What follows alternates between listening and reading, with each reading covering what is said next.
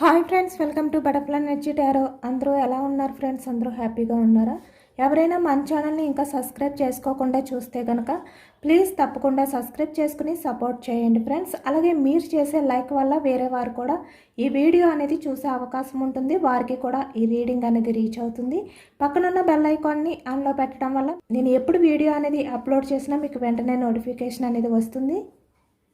అందరూ కూడా తప్పకుండా ఈ వీడియోని హైప్ చేయండి. పర్సనల్ రీడింగ్ కావాలి అనుకుంటే స్క్రీన్ పై నెంబర్ ఉంది, వాట్సాప్ చేయండి. మ్యారీడ్, అన్మ్యారీడ్ ఏ అదర్ రిలేషన్ వాళ్ళకైనా కూడా ఈ రీడింగ్ వర్తిస్తుంది. మేల్ అయితే ఫీమేల్, ఫీమేల్ అయితే మేల్ అని చెప్పి అర్థం చేసుకోండి. మీరు ఎప్పుడు చూసినా ఏ టైంలో చూసినా కూడా మీరు ఈ రీడింగ్ మీకు వర్తిస్తుంది.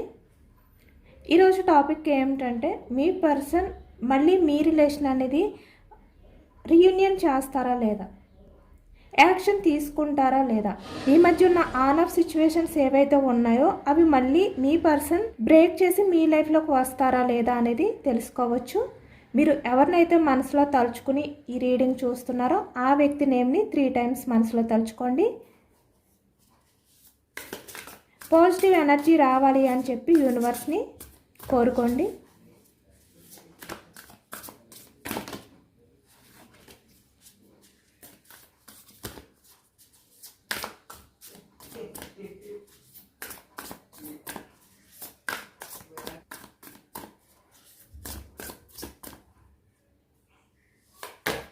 స్టార్టింగ్ ద వరల్డ్ అంటే మీ పర్సన్ ఏదైతే ఎండ్ అయిపోయిందో ఆ రిలేషన్ని మళ్ళీ స్టార్ట్ చేయాలి, న్యూ బిగినింగ్ చేయాలి అనే ఎనర్జీస్లో ఉన్నారు అనేది అయితే మనకి స్టార్టింగ్ ఎనర్జీయే కనిపించింది అనమాట.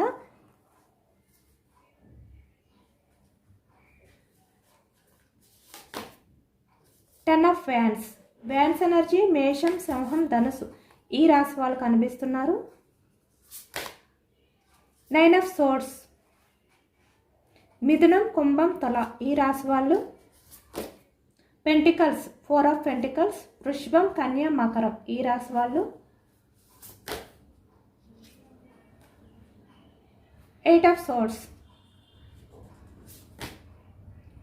5 ఆఫ్ పెంటికల్స్,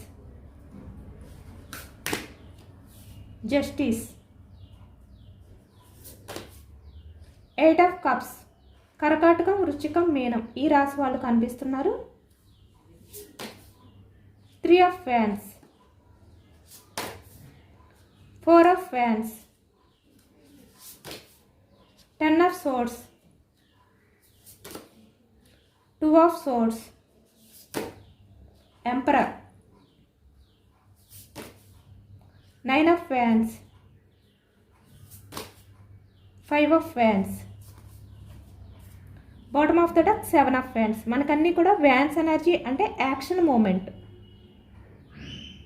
మళ్ళీ మీ పర్సన్ రిలేషన్ పరంగా యాక్షన్ తీసుకోవాలి అనే విధంగా ఆలోచనలు అనేవి చేస్తున్నారు అనేది కనిపిస్తుంది అనమాట. అంటే చాలా కాన్ఫిడెన్స్గా ఉన్నారు ఈ వ్యక్తి.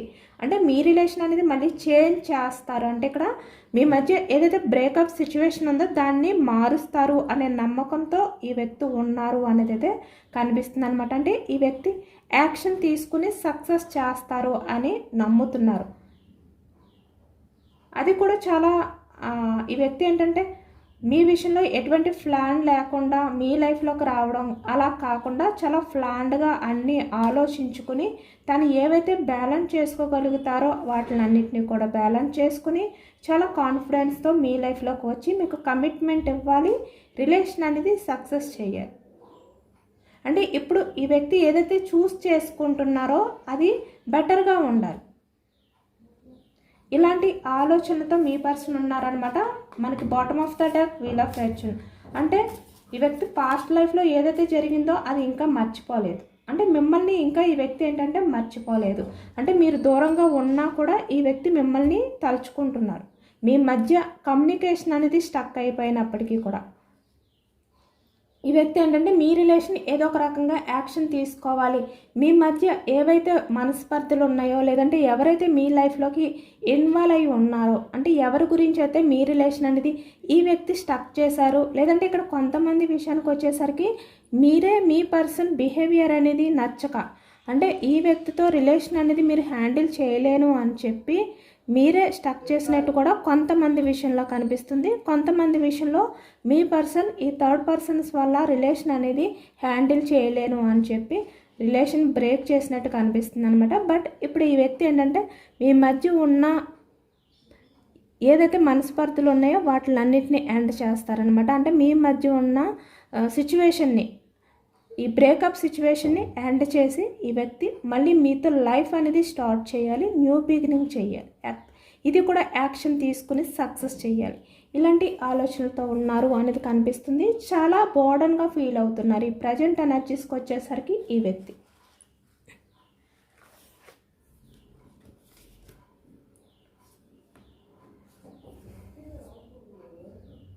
అంటే తను ఏది వర్క్ చేసినా కూడా అది చాలా ఇబ్బందిగా, అంటే చాలా స్ట్రెస్ అయిపోతున్నారనమాట మీ ఆలోచనలతో.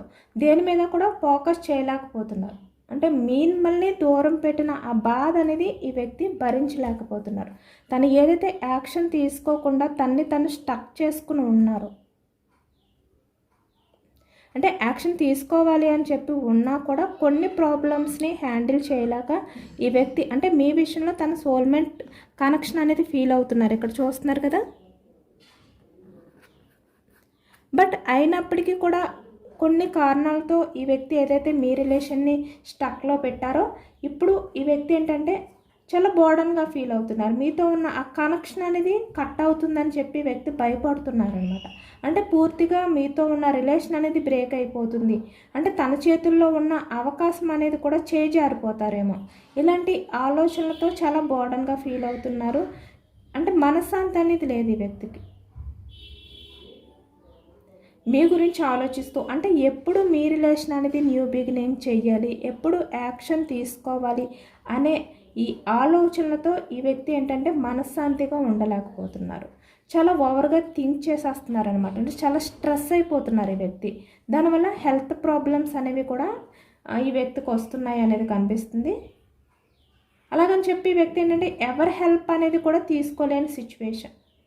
ఎవరినైనా హెల్ప్ అడగాలి అని చెప్పి అనుకున్నా కూడా ఇక్కడ మీ రిలేషన్ అనేదే ఈ థర్డ్ పర్సన్స్ వల్లే బ్రేక్ అయింది. బట్ ఈ వ్యక్తి మళ్ళీ వేరే వారిని ఇన్వాల్వ్ చేసి వాళ్ళ హెల్ప్ అనేది తీసుకున్నా మళ్ళీ మీ రిలేషన్ అనేది ఇంకా పూర్తిగా బ్రేక్ అయిపోతుందేమో అనే భయం.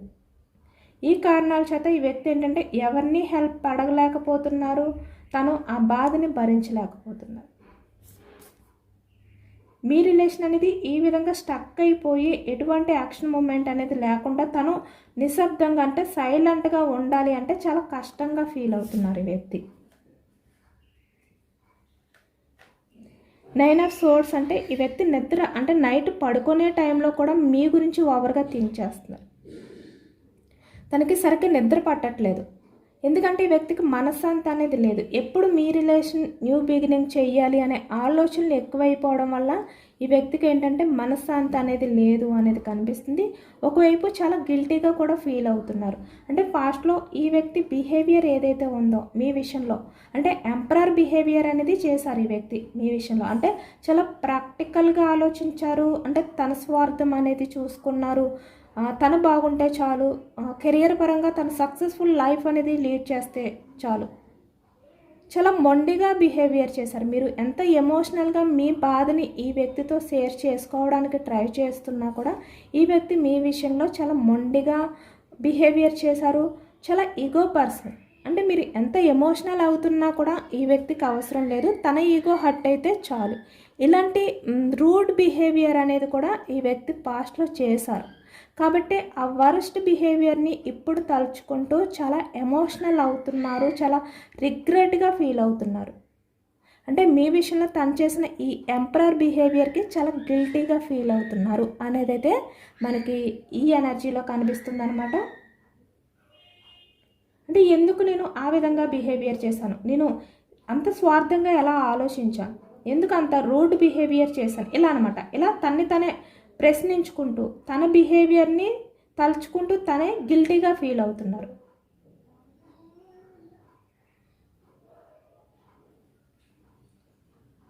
చాలా ఇబ్బందిగా అనిపిస్తుంది. అంటే తన పాస్ట్లో మీ విషయంలో చేసిన బిహేవియర్ ఇప్పుడు ఈ వ్యక్తికి తలుచుకుంటే చాలా ఇబ్బందిగా అనిపిస్తుంది అనమాట. అంటే తను చేసిన బిహేవియర్ తనకే నచ్చట్లేదు. ఎందుకంటే మీరు ఈ వ్యక్తి విషయంలో చాలా కమిట్ అయి ఉన్నారు.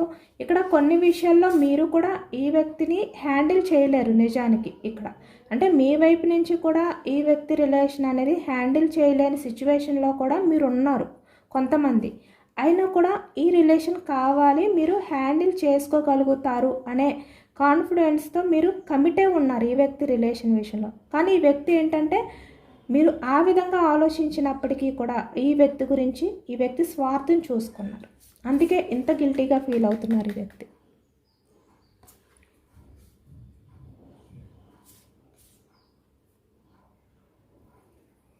అంటే ఆ టైంలో ఈ వ్యక్తి ఏంటంటే చాలా స్మార్ట్ అనుకున్నారనమాట. అంటే చాలా అంటే తను ఏది కూడా చాలా బ్రిలియంట్గా ఆలోచిస్తారు. అంటే ఏ టైంలో ఎలా ఉండాలి, కెరియర్ పరంగా అవ్వచ్చు, అంటే ఎమోషనల్ పరంగా అవ్వచ్చు, రిలేషన్ పరంగా అవ్వచ్చు, ఏ విధంగా అయినా కూడా ఈ వ్యక్తికి చాలా తెలుసు.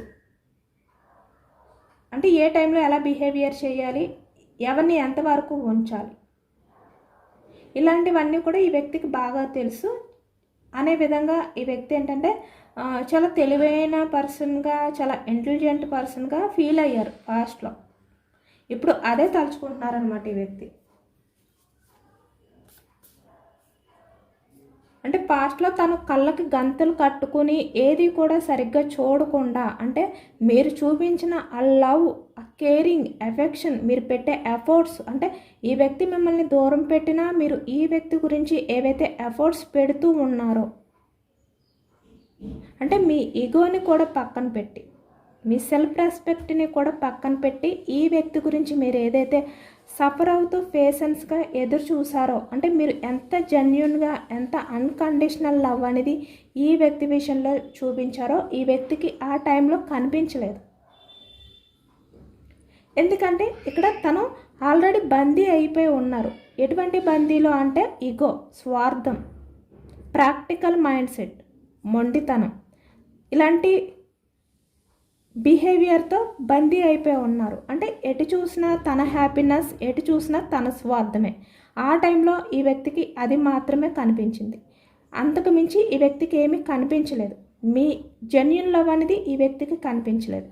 ఇప్పుడు ఈ వ్యక్తి అవన్నీ తలుచుకుంటూ ఈ బందీ నుంచి, అంటే ఇలాంటి ఆలోచన నుంచి బయటకు వస్తున్నారు తను.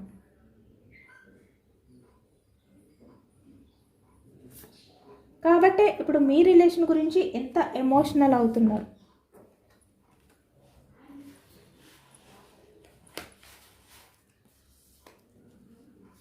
ఫైవ్ ఆఫ్ పెంటికల్స్ అంటే తనలో ఉన్న నెగిటివ్ థాట్స్ ఏవైతే ఉన్నాయో, అంటే ఇక్కడ మీ విషయంలో అంటే మిమ్మల్ని ఎంత పూర్గా, అంటే మిమ్మల్ని ఒక చులకనగా చూశారు. అంటే మీరు ఏది కూడా గ్రోత్ అంటే సాధించలేరు, మీకు అంత సామర్థ్యం అనేది లేదు, మీరు ఏది చేయలేరు, మీరు జస్ట్ ఎమోషనల్ పర్సన్ మాత్రమే, ఇలా అన్నమాట. అంటే మీ గురించి పూర్తిగా నెగిటివ్గానే ఆలోచించారు. అంతకు మించి మిమ్మల్ని అసలు పాజిటివ్గా ఆలోచించలేదు. అంటే మీరు ఎంత స్ట్రాంగ్ పర్సన్ అని కూడా ఈ వ్యక్తి తెలుసుకోలేకపోయారు. జస్ట్ ఎమోషనల్ పర్సన్ అంతే. ఈ విధంగా ఏదైతే ఈ వ్యక్తి అనుకున్నారో పాస్ట్లో అది తలుచుకుంటూ ఇప్పుడు చాలా వరకు ఎమోషనల్ అవుతున్నారు, చాలా గిల్టీగా ఫీల్ అవుతున్నారు, మేనిఫెస్టింగ్ అనేది కూడా చేసుకుంటున్నారు. ఎందుకంటే తనకి రియల్ అంటే ప్రజెంట్ ఏం జరుగుతుంది అనేది ఈ వ్యక్తికి అర్థమవుతుంది. మీరు నిజానికి ఎంత స్ట్రాంగ్ పర్సన్ అయినప్పటికీ ఈ వ్యక్తి విషయంలో ఎంత ఎమోషనల్గా బెండ్ అయిపోయారు. అంటే మీరు స్ట్రాంగ్, కానీ ఈ వ్యక్తి లవ్కి మీరు బెండ్ అయ్యారు, ఆ వాల్యూ ఇచ్చారు. బట్ ఆ టైంలో ఆ వ్యక్తికి తెలియలేదు మీరు స్ట్రాంగ్ అని చెప్పి. ఇప్పుడు అర్థమవుతుంది ఈ వ్యక్తికి. కాబట్టి తను చేసిన తప్పు ఏదైతే ఉందో మీ విషయంలో, తను చేసిన బిహేవియర్ని తలుచుకుంటూ మేనిఫెస్టింగ్ అనేది చేసుకుంటూ, అంటే ఇక్కడ క్షమించమని, తను మీ విషయంలో ఎటువంటి తప్పులు చేశారో, ఎంత నెగిటివ్గా ఆలోచించారో వాటికి క్షమించమని చెప్పి ఈ వ్యక్తి బాధపడుతున్నారనమాట. అంటే ఇక్కడ యూనివర్స్ని అవ్వచ్చు, దేవుణ్ణి, లేదంటే ఇక్కడ మిమ్మల్ని తనలో తనే, అంటే మిమ్మల్ని క్షమించమని చెప్పి ప్రాధేయపడుతున్నట్టు చాలా సఫర్ అవుతున్నారు ఈ వ్యక్తి ఎమోషనల్గా.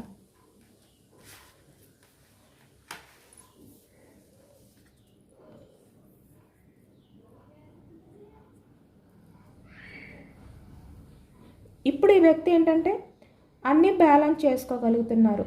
అంటే తన లైఫ్లో మీరు ఎంత చులకనగా అని ఈ వ్యక్తి ఆలోచించారో, కానీ మీరు ఎంత గ్రేట్ పర్సన్ అనేది ఈ వ్యక్తికి అర్థమైంది. చాలా బ్రిలియంట్ పర్సన్, చాలా అంటే ఇక్కడ ఫినాన్షియల్గా మంచి గ్రోత్ ఉన్న పర్సన్, ఏదైనా కూడా హ్యాండిల్ చేసుకోగలిగే క్యాపబిలిటీ ఉన్న పర్సన్, ఇలా అనుకుని వేరే అదర్ పర్సన్కి కొంతమంది ఏంటంటే అట్రాక్ట్ అయ్యారనమాట. మీరు ఎమోషనల్ పర్సన్ అని చెప్పి మీరు ఈ వ్యక్తి మిమ్మల్ని పక్కన పెట్టారు. కానీ ఇప్పుడు ఏంటంటే మీ వాల్యూ అనేది ఈ వ్యక్తికి తెలుస్తుంది. అంటే మీరే ఈ వ్యక్తి దగ్గర డైమండ్గా కనిపిస్తున్నారు, అంటే మెరుస్తూ కనిపిస్తున్నారు. మీ బిహేవియర్ ఏదైతే ఉందో, మీ యాటిట్యూడ్ ఏదైతే ఉందో, మీ కెరియర్పై మీరు పెట్టే ఫోకస్, మీరు ప్రజెంట్ ఎంత స్ట్రాంగ్ అయిపోయి ఉన్నారు. కాబట్టి ఇప్పుడు ఈ వ్యక్తి ఏంటంటే మీ వాల్యూ తెలుసుకుని తన లైఫ్లో ఉన్న వాళ్ళు వాల్యూ అంటే వాళ్ళు ఎలాంటి వాళ్ళు అనేది ఈ వ్యక్తికి అర్థమయ్యి తను ఎటువంటి ఆలోచనలు అనేవి చేశారో అవి చాలా తప్పు అని చెప్పి ఈ వ్యక్తి తెలుసుకుని మీ విషయంలో మళ్ళీ స్టాండ్ తీసుకోవాలి, రిలేషన్ పరంగా యాక్షన్ తీసుకోవాలి, ఈ సిచ్యువేషన్ని మార్చాలి. ప్రజెంట్ ఏదైతే సిచ్యువేషన్ మీ మధ్యలో ఉందో దాన్ని మార్చడానికి ట్రై చేయాలి. రిలేషన్ పరంగా మళ్ళీ జస్టిస్ చేయాలి. ఇలాంటి థాట్స్తో ఈ వ్యక్తి ఉన్నారు, చాలా ఓవర్గా థింక్ చేస్తున్నారు. అంటే ఈ వ్యక్తి ఏంటంటే మీ రిలేషన్ పరంగా తను ఎటువంటి యాక్షన్ తీసుకోకూడదు, ఇలాంటి బిహేవియరే చేశారు ఈ వ్యక్తి. అంటే మీ వాల్యూ అనేది అప్పుడు తెలుసుకోలేకపోయారు. 8 ఆఫ్ కప్స్ అంటే మీ ఎమోషన్స్ నుంచి అంటే మిమ్మల్ని బాధ పెట్టి మిమ్మల్ని అంటే మీరు ఏమైపోయినా పర్వాలేదు అని చెప్పి మీ ఎమోషన్స్ని పట్టించుకోకుండా ఈ వ్యక్తి చాలా రూడ్ బిహేవియర్తో అంటే ప్రాక్టికల్ మైండ్ సెట్తో కొంచెం కూడా ఎమోషనల్ అవ్వకుండా గిల్టీగా ఫీల్ అవ్వకుండా ఈ వ్యక్తి తన ఎమోషన్స్కి మాత్రమే వాల్యూ ఇచ్చుకొని మీ ఎమోషన్స్కి వాల్యూ ఇవ్వకుండా ఏదైతే బిహేవియర్ చేశారో ఇప్పుడు అది తలుచుకుంటున్నారు.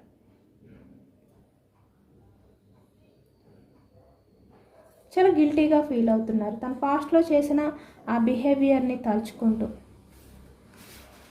అంటే వేరే అదర్ పర్సన్స్ గురించి మిమ్మల్ని దూరం పెట్టారు ఈ వ్యక్తి. అది ఎంతవరకు కరెక్ట్ అనేది ఇప్పుడు అర్థమవుతుంది. కాబట్టి ఈ వ్యక్తి ఏంటంటే యాక్షన్ తీసుకోవాలి, మీ రిలేషన్ పరంగా మీకు కమిట్మెంట్ ఇవ్వాలి. ఇక్కడ చాలా వరకు ఈ వ్యక్తి ఏంటంటే మీ దగ్గరికి వచ్చి జస్టిస్ చేయమని అంటే మిమ్మల్ని కమిట్మెంట్ ఇవ్వమని కూడా ప్రాధాయపడే అవకాశం కూడా కనిపిస్తుంది అనమాట కొంతమంది విషయానికి వచ్చేసరికి. ఎందుకంటే ఇక్కడ మీ రిలేషన్ అనేది బ్రేక్ అవ్వడానికి అవ్వచ్చు, మీ మధ్య గొడవలు జరగడానికి అవ్వచ్చు, ఏదైనా కూడా ఈ వ్యక్తే కారణం. ఈ వ్యక్తి మిమ్మల్ని చీట్ చేశారు.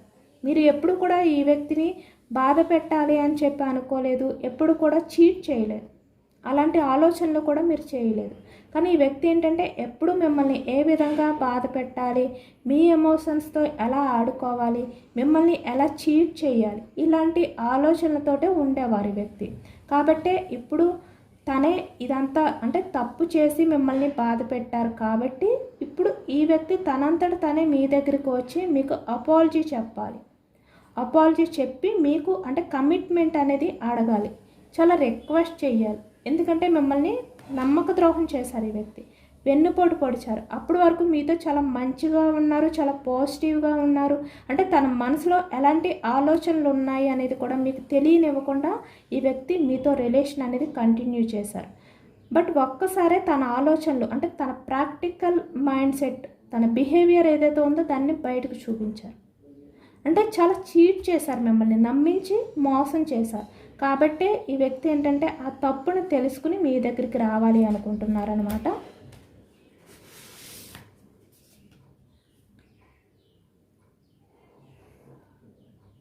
ఈ కన్ఫ్యూజనెస్ ఏదైతే ఉందో దాన్ని పక్కన పెట్టాలి. అంటే తను ఇంకా కొంచెం కన్ఫ్యూజనెస్లోనే ఉన్నారు.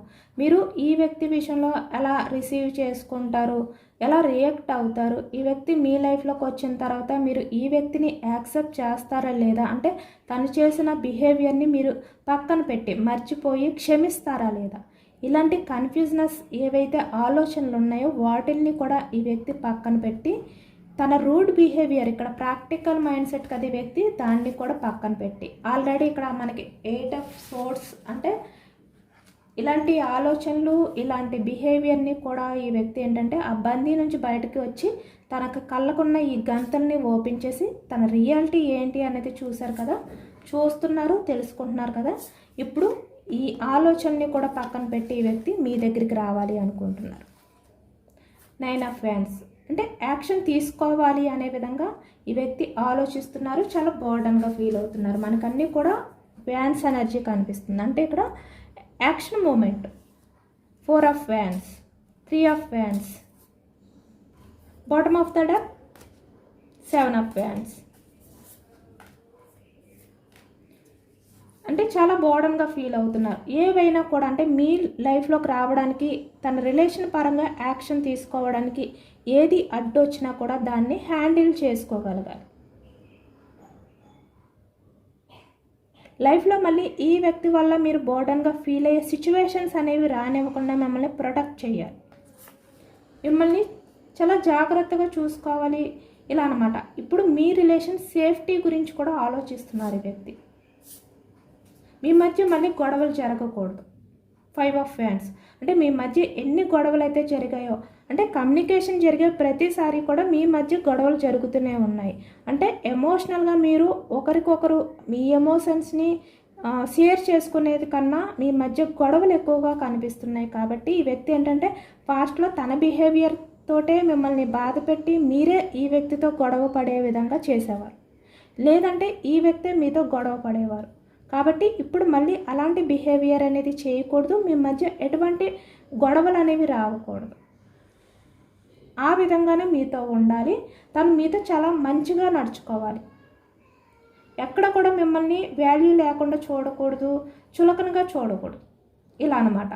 ఇలా ఈ వ్యక్తి ఏంటంటే ప్రజెంట్ ఆలోచించి ఇక్కడ రిలేషన్ పరంగా యాక్షన్ తీసుకోవాలి అని చెప్పి అనుకుంటున్నారు. అంటే మీ మధ్య ఏవైతే ఉన్నాయో వాటిలన్నిటిని కూడా ఎండ్ చేసి మళ్ళీ స్టార్ట్ చేయాలి. రిలేషన్ అనేది న్యూ బిగినింగ్ చేయాలి. మనకి స్టార్టింగ్ ఎనర్జీయే మీ పర్సన్ మీ రిలేషన్ పరంగా యాక్షన్ తీసుకోవాలి అనే విధంగా, అంటే సక్సెస్ చేయాలి అనే విధంగానే వచ్చిందనమాట మనకి స్టార్టింగ్ ఎనర్జీ.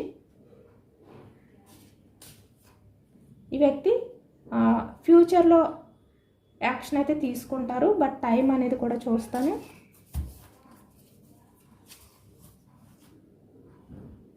మీ పర్సన్ రిలేషన్ పరంగా యాక్షన్ తీసుకోవాలి అంటే ఈ వ్యక్తి ఎప్పటికల్లా యాక్షన్ తీసుకునే ఛాన్స్ ఉంది అనేది చెప్పండి ప్లీజ్ యూనివర్స్, ప్లీజ్ యాక్యురేట్గా ఇవ్వండి.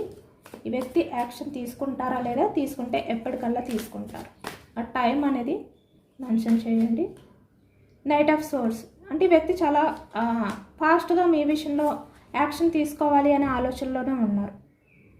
కింగ్ ఆఫ్ సోర్స్ బట్ మీరు ఏ విధంగా ఆర్గ్యూ చేస్తారు, ఈ వ్యక్తి విషయంలో ఎలా రియాక్ట్ అవుతారు. 2 ఆఫ్ పెంటికల్స్ మళ్ళీ ఇప్పుడు మీ లైఫ్లోకి వస్తే మీరు ఈ వ్యక్తిని యాక్సెప్ట్ చేస్తారా లేదా. స్ట్రెంగ్త్ చెప్పాను కదా, మీరు చాలా డేర్గా ఉన్నారు, చాలా స్ట్రాంగ్గా ఉన్నారు, హ్యాండిల్ చేసుకోగలిగే విధంగా ఉన్నారు. మిమ్మల్ని చూస్తేనే ఈ వ్యక్తికి భయం కలుగుతుంది, ఎందుకంటే ఆ విధంగా మీతో బిహేవియర్ చేశారు కాబట్టి. ఇక్కడ మ్యారీడ్ పర్సన్స్, అన్మ్యారీడ్ పర్సన్స్ కనిపిస్తున్నారు, మేల్ అయినా ఫీమేల్ అయినా కూడా. పేజ్ ఆఫ్ ఫ్యాన్స్ అంటే వ్యక్తి యాక్షన్ తీసుకోవడానికి టైం చూస్తున్నారనమాట, తన్ని తను డిఫెండ్ చేసుకుంటున్నారు. ఇక్కడ తన సేఫ్టీ గురించి కూడా ఆలోచించుకుంటున్నారు. అంటే మీ లైఫ్లోకి వచ్చి మిమ్మల్ని చూస్ చేసుకున్న తర్వాత మీరు యాక్సెప్ట్ చేసే విధంగానే ఉండాలి. మళ్ళీ మీరు రిజెక్ట్ చేస్తే ఈ వ్యక్తి లైఫ్ అనేది ఇక్కడ ఎటు కాకుండా అయిపోతుంది, ఎందుకంటే తన లైఫ్లో ఉన్న వాళ్ళని కూడా ఈ వ్యక్తి దూరం పెడతారు కాబట్టి మిమ్మల్ని చూస్ చేసుకుంటే. అది కూడా ఈ వ్యక్తి ఆలోచిస్తున్నారు మీకు ప్రపోజ్ చేయడానికి వచ్చే ముందు అన్నీ చూసుకుని ప్లాన్ చేసుకుని ఈ వ్యక్తి అంటే తను ఏదైతే ఎమోషనల్గా బాధపడుతున్నారో అది మీకు అర్థమయ్యేలా చేసి తనకున్న ఈ హోప్ ఏదైతే ఉందో అంటే కాన్ఫిడెన్స్ మీరు కన్ఫర్మ్గా ఈ వ్యక్తిని యాక్సెప్ట్ చేస్తారు అనేది కొంచెం ఈ వ్యక్తికి 30% అయితే ఉందన్నమాట నమ్మకం.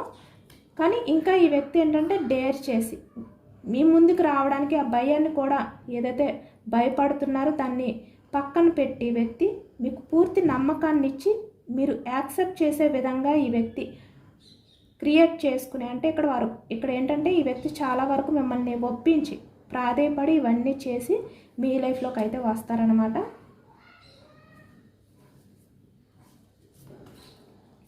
మీకు ప్రపోజల్ చేస్తారు. సేమ్ మనకి దీనికి క్లారిఫికేషన్ జస్టిస్ సేమ్ మనకి అదే వస్తుందన్నమాట ఎనర్జీ.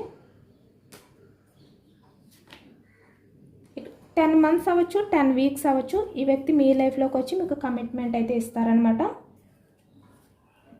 టైం పడుతుంది.